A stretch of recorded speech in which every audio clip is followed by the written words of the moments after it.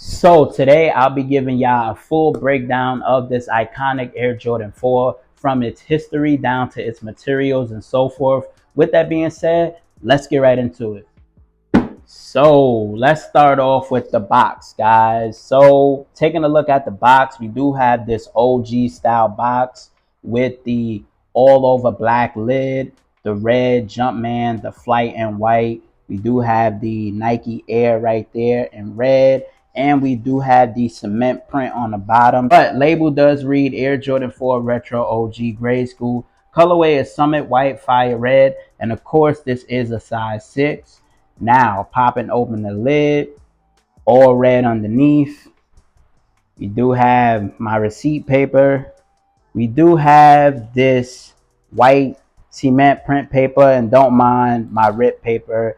And we have the shoes, y'all. Now, I know a lot of us have been waiting on this particular pair to drop. But y'all, we do have the 2025 Air Jordan 4 white cement 89s, whatever you want to call them, whatever you grew up calling them, we have them here, y'all. And I will say that I love what Jordan Brand has been doing as far as the form of the Air Jordan 4s. Like, I absolutely love it, y'all. It's amazing. It is amazing. But let's get into some history before we get into breaking these down. So the Air Jordan 4 White Cements is one of the 4 original colorways that released back in 1989 that was seen on the feet of Michael Jordan in the 1989 through the early 1990 season.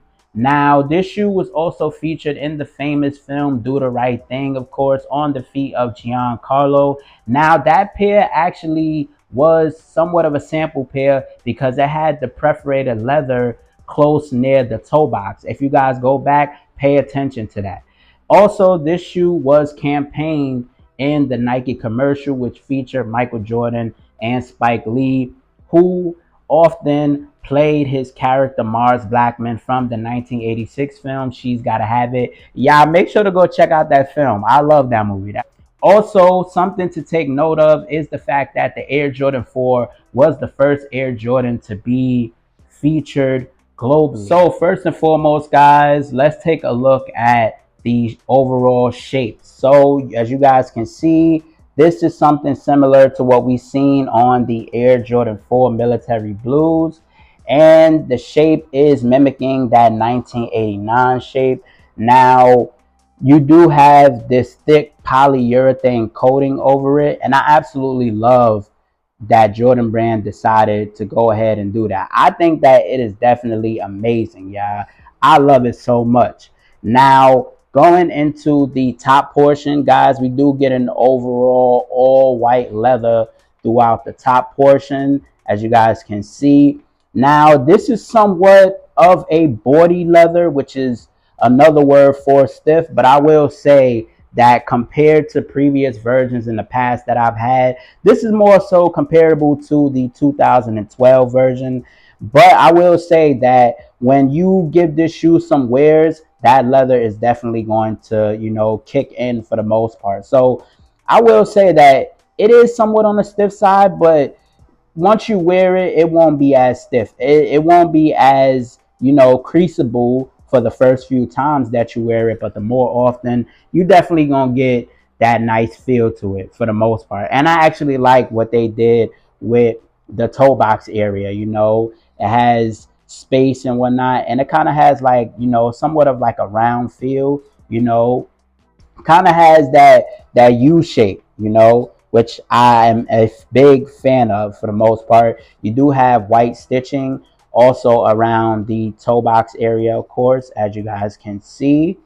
Not too crazy. Now going into the front portion of the lacing system, you do have some more white stitching right there. You do have your TPU netting right there in white, and you do have some white breathable mesh underneath as well. And on the base of the shoe, that TPU netting cage is featured along with that breathable mesh underneath. And do note that the Air Jordan 4 was the first Air Jordan to ever feature that molded mesh underneath. Some food for thought if you guys didn't know. We do have all white flat laces, as y'all can see. Then on the top of the tongue, you do have more of that white leather. You do have your white patch, and you do have your red Jumpman with the flight in black, as you guys can see. Now, something that I did notice on the 2025 pair is that the red, it is a lot more visible than the previous retro. So if you own the 2025s, then you know what I'm talking about. You can actually see the red kind of, I don't want to say bleeding through, but it is visible on the 2025 pair. And another thing that I do like about the 2025s is the fact that on the 2016s, if you look, you can see that there is no black overshadowing the white like the 2016s had. That is something that they kept true to OG because they decided to cut it down to the point where you cannot see no black. I absolutely love that. Now, I will say that the padding on the tongue is a lot thicker. You know, it definitely has some padding to it. I will say that. And also, this tongue is very long, y'all. Like a lot of the retros have been having this long kind of tongue. I kind of wish that they would, you know, more so slim that down the way they do on the Air Jordan 3s. Hopefully that's something that could get done in the future. But we do have the black rubber eyelets on the bottom portion and the top portion, as you guys can see that. And we do have the rubber plastic wings right here along with the speckles on it. Love that. Love that a detail. And we do have some white stitching underneath as well, as you guys can see. Then on the opposite side, we do get this see-through Nike Air hang tag in orange along with this plastic clip right here. Now, when it comes to this particular hang tag, I know it's a lot that people have been talking about as far as this particular hang tag and the more bolded hang tag that has like the bubble along with the keychain. Those are some hang tags that have been used in the past. Of course, some people, you know, talk about them as to whether it's OG or not. That's something I'll get into in a later video, of course, you know. But we do have that. Now, let's go into the heel of the shoe, guys. So on the heel of the shoe, you do have all gray on the heel. You do have your Nike Air in black, and you do have the speckles. Now, another important detail that they paid attention to, that they incorporated from the originals, is the fact that the Nike Air does have that nice splat of speckles on it. And I love that. I definitely love that. Key details like that actually draw me a lot more closer to a shoe. And I absolutely love that for the most part. Also, these fan shaped right here that you see on the heel tab, they are visible, unlike the 2016s, of course.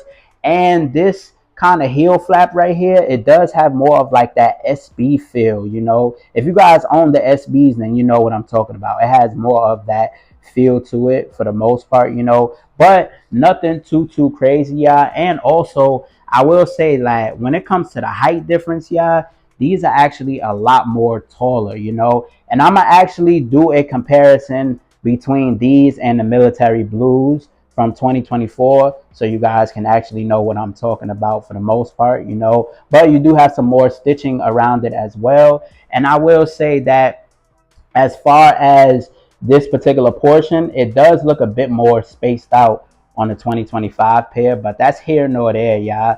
Now let's get into the inner portion. So on the back of the tongue, once again, you do have that nice padding in black. You do have your Air Jordan, and you do have this white patch. Now, I will say that compared to the previous retros that I have had, it seems like the Air Jordan on the 2025s is a bit more vibrant. You know, it does look a bit more vibrant. But, I mean, you guys let me know. Then, taking a look, guys, you do have your manufacturing date, which is right there on the inside. Hopefully you guys can see it. And then we do have an all over white sock liner as well, you know, and it has that nice padded feel too.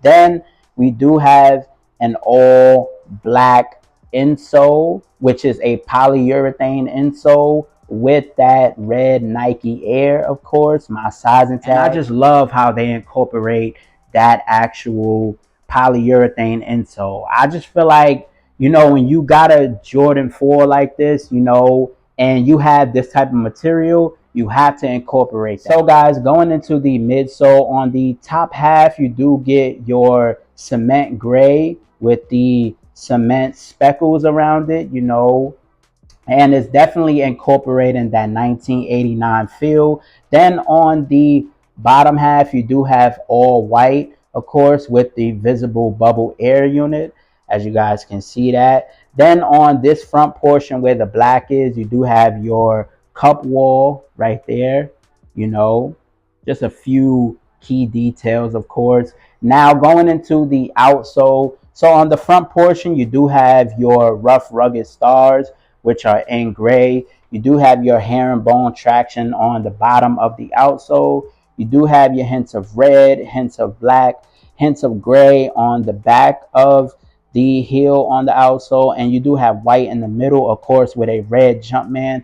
Now, do note that since this is a grade school pair, my pair is going to feature the Jumpman and not the Nike Air. So if you were wondering, that is why I do have a Jumpman on the bottom, but that is the standard Air Jordan 4 outsole. So I will say, when it comes to the 2025 pair of the Air Jordan 4 white cements, I'm happy with a few things. First and foremost, I'm happy with the way that they did the shape. I'm happy that they incorporated the speckles on the back of the Nike Air. I'm happy that they even incorporated more speckles on the midsole, the wing flaps, compared to like some of the previous retros, of course. It's just so many dope things I could say about this particular shoe. You can't go wrong with a colorway like the white cement fours. I absolutely love this colorway down, man. Like, I love it, y'all. I love it. Now, I know some people would pick the 2016s over these. Now, I will say, as far as the quality, I would go with the 2016s. But as far as the shape and the overall small details incorporated on the 2025s, I'm going to have to give it to the 2025s, yeah. That's just my opinion, you know. But let me know what y'all think. Also, let me know, where do you guys rank these as far as the OG colorways, man? Did you cop them? Did you pass on them because you have the 2016s and so forth? Let me know all of them thoughts and opinions down in the comment section below. And if you enjoyed today's video, make sure to leave a like. For those of you who are new to the channel, guys, if you want to see more sneaker reviews like this, I do have a playlist full of OG Air Jordan sneaker reviews that you guys can go check out right after this video, plus a ton of other reviews if you guys want to go check them out. So make sure to go do that, as well as hitting that big subscribe button. It is greatly appreciated. Until next time, I love and appreciate you guys so much. Reach for the stars, sky's the limit, and we out.